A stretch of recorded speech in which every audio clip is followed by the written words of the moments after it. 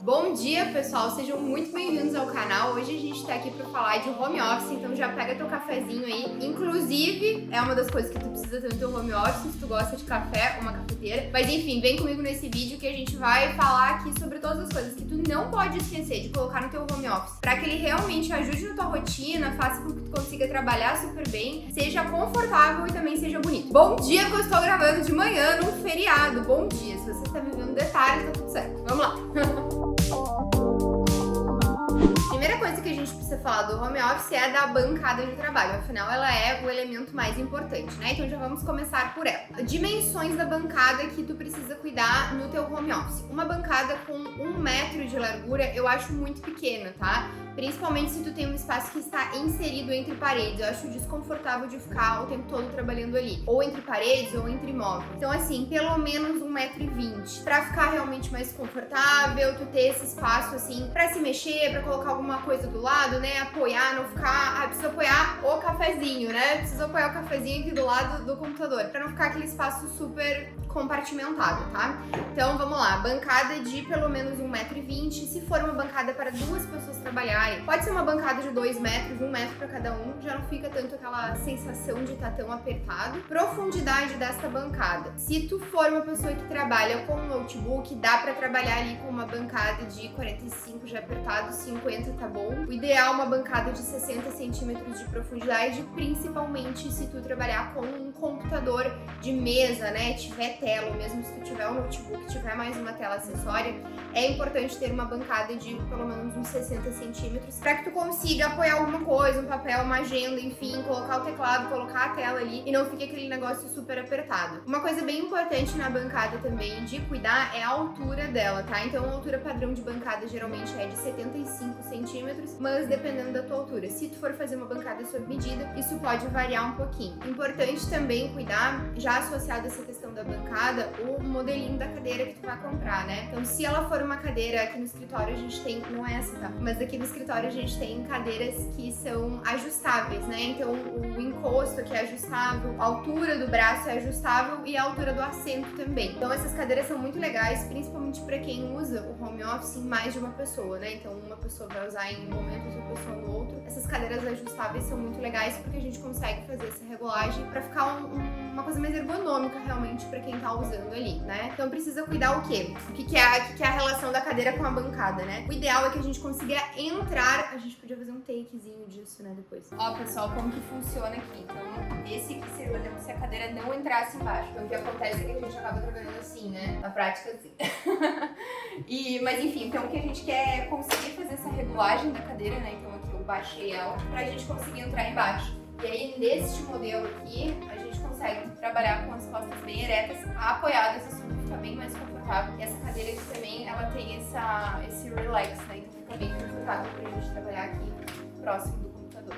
Uma coisa bem importante na bancada também é a questão de tomadas, né, gente? Então, assim, precisa ter tomada na bancada. Inclusive, eu vou colocar aqui um modelinho que a gente gosta de fazer no escritório, que é uma tampinha, né, de tomadas, uma calhazinha de tomadas que a gente chama, que ela tem uma tampa na parte de cima, que é pra quê? É pra gente conseguir esconder os fios ali dentro, né? Então isso não só ajuda na estética, né, que a gente não gosta de ficar vendo aquele mundaréu de fio, é super desagradável, né, ficar vendo aquilo todo dia, mas é difícil de limpar essa quantidade de fio e se a gente tiver um monte de coisa embolada ali. Então essa tampinha deixa mais fácil até no sentido de higienização, porque a gente fica com todos os cabos escondidos e a gente só sai com o cabo pra fora. Essa tampinha, ela pode ser feita de marcenaria, a gente tem alguns casos também que a gente faz consultório, a gente faz esse investimento inclusive com a pedra, né, da própria bancada, então a gente consegue fazer alguns materiais diferentes, fica super bonito. É bem fácil de manusear, tá? Então qual é que é o esquema? A gente coloca as tomadas dentro dessa calha, dá pra deixar inclusive um espaço dentro ali que a gente gosta de deixar pra colocar a fonte do notebook, então tu não precisa nem ficar com a fonte do notebook por cima. Importante tu pensar também, caso tu for ter um computador de mesa, né, tem que ter o local da CPU, caso ele não seja aquele modelo all-in-one, né?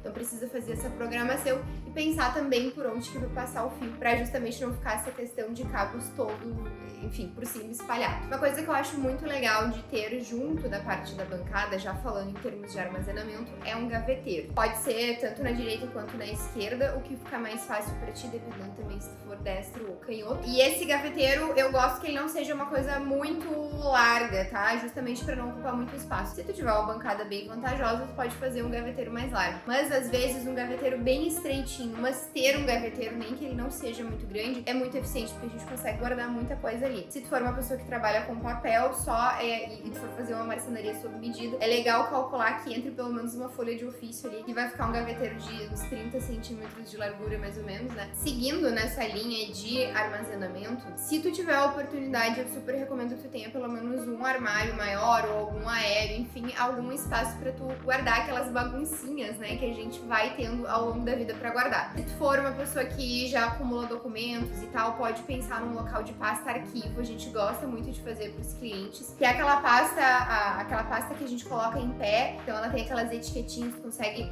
organizar ali os teus documentos e ficar de super fácil acesso, né? A gente precisa de uma gaveta mais alta para fazer isso e a gente costuma fazer bastante aqui no escritório justamente para organizar essa parte. Também pode fazer pensar, né, um modelo com prateleiras mais altas para guardar aquelas pastas mesmo empilhadinhas em pé. Só é importante, caso for fazer uma marcenaria sob medida, pensar em quais que são esses elementos para fazer as prateleiras ali bem da altura. E eu acho super funcional a gente ter um armário daí todo fechado, tá? Não inventa de fazer um armário com porta de vidro para guardar essas coisas, porque, gente, é documento, escritório, geralmente a gente não tem um monte de coisa bonita, diferente de uma cristaleira que a gente vai ter um monte de coisa bonita para expor dentro. Escritório não, escritório a gente tem mais bagunça, papel, documento, essas coisas assim mesmo. Armário fechado no escritório, não precisa de vidro, pensa nas coisas que tu vai ter que guardar ali dentro. Gosto também nessa linha de armazenamento, aqui no escritório a gente tem as gavetinhas de uso principal, assim, que a gente tem um monte de material, de canetinha, clips, enfim, coisinhas que a gente usa de escritório. A gente tem uma gaveta cheia de divisórias internas justamente para organizar esse material. Funciona super bem também. Uma coisa importante de tu pensar também, se tu quer ter no teu home office, é uma impressora, né? Aqui no escritório a gente não gosta muito de deixar a impressora à vista. Uma porque geralmente os home offices são mais compactos, então a impressora ela vai acabar ocupando um espaço de bancada se tu quiser deixar ela à vista. E também porque ela é uma coisa que pega pó, é mais uma coisa pra limpar, enfim, não é a coisa mais bonita do mundo. Então preferimos deixar a impressora guardada quando possível. Como que a gente faz isso? A gente planeja uma prateleira dentro de algum armário e essa prateleira ela vai ter uma corrediça, como se ela fosse uma gaveta. Então a gente puxa pra frente, usa a impressora. É importante que precisa ter uma tomada esperando lá atrás dentro do móvel, não adianta tu pensar que vai ter essa corrediça pra tu usar a impressora ali dentro e toda vez que tu for ligar ela, tu tem que pegar o fio e ligar em outro lugar fora do armário na tomada. Então precisa ter uma tomada dentro do armário pra isso ser funcional. Então tu pode puxar, usar a impressora e depois empurrar ela de volta. Importante que tu precisa pensar se isso vai ser uma impressora sem fio ou se vai ser uma impressora cabeada. Se ela for uma impressora obrigatoriamente cabeada, tu precisa pensar no espaço de conexão que ela vai ter com o notebook ou com o computador para que ela realmente funcione. Pra quem gosta de receber hóspedes em casa e não tem um quarto de hóspedes, uma escolha legal que a gente pode fazer é optar por um sofá-cama no home office. É uma coisa que a gente faz muito aqui também. E a gente pode fazer um sofá-cama de casal, a gente pode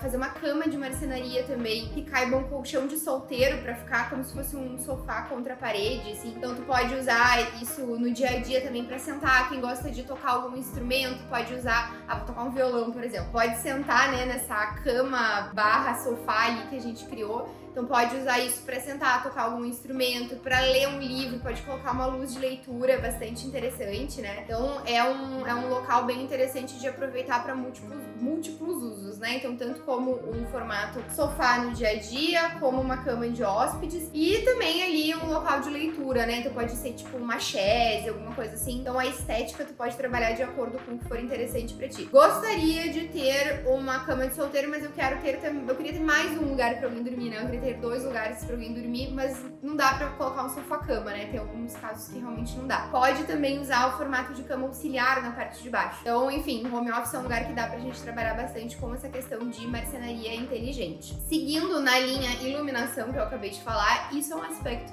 que tu não pode ignorar no teu home office, é extremamente importante.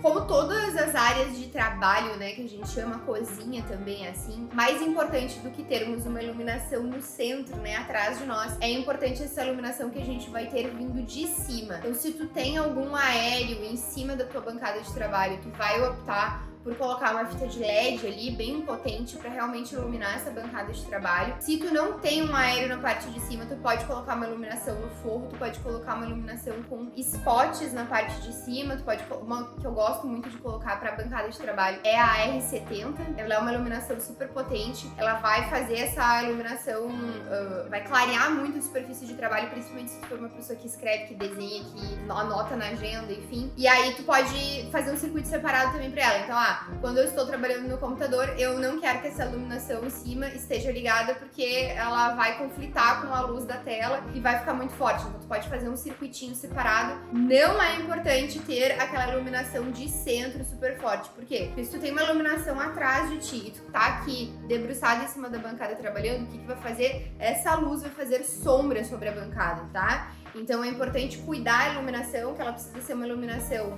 mais difusa no ambiente. Então não é que não pode ter iluminação no resto do ambiente. Só pode ter iluminação em cima da bancada? Não. Mas no restante do ambiente é importante ter uma iluminação difusa e a iluminação mais direta ela precisa ser em cima da bancada. Bom, gente, acho que era isso. Esse vídeo já tá ficando longo. Então se tu quer que eu te faça um outro vídeo aqui pra mostrar exemplos de home office, mostrar outros projetos que a gente tem aqui no escritório, mostrar também opções de cores, tonalidades, acabamentos, enfim, coisas que a gente pode fazer em termos de estética, me deixa aqui nos comentários que vai ser o maior prazer gravar pra vocês também. E bom, era isso. Nos encontramos aqui nas próximas semanas pra gente tomar uns cafezinhos juntos.